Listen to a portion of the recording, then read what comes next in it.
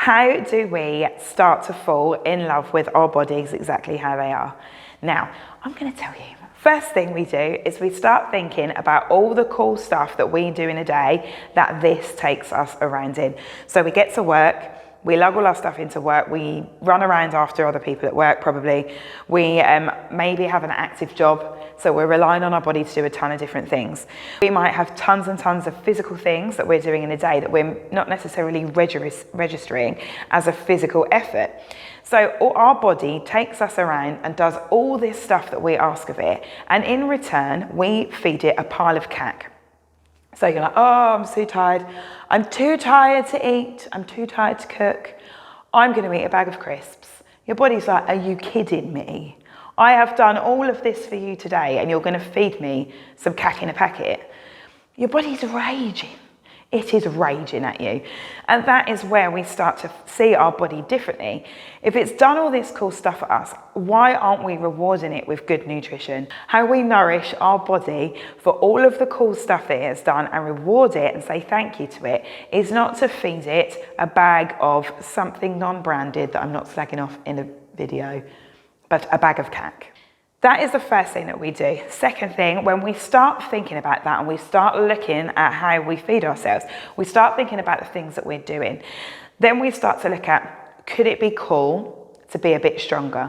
Now, when we are starting to get stronger and we're learning all this stuff about nutrition, trying to make ourselves feel super pumped, we suddenly recognize there is so much more value in our body exactly how it is.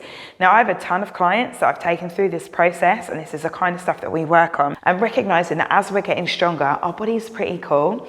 Looking in the mirror thinking, I look strong.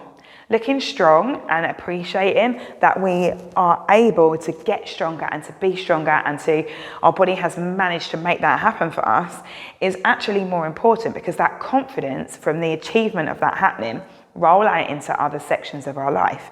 So then we're going into work and we're feeling pumped because we smashed it in our early morning workout or whatever. We're going into work with a positive attitude. We're all doing all this cool stuff, having a great day, and the positivity is there. So then when we catch a glimpse of ourselves in a window, we think, deadlift earlier, like that. And it's a little bit of a different vibe rather than thinking, oh, but if I was just slimmer, life would be so much better. It'll only be better because we think it's going to be better in our heads. And we can make that stuff happen by being healthy, fit, strong, and basically a ninja. So let's focus on being a ninja. All of the other stuff that might be goals, that might be things that we want to work on, possibly like weight loss, possibly like muscle gain, all of these things will start to fit in as building blocks, and they will come because we're starting to recognize the importance of what we are feeding ourselves and how we're treating our body.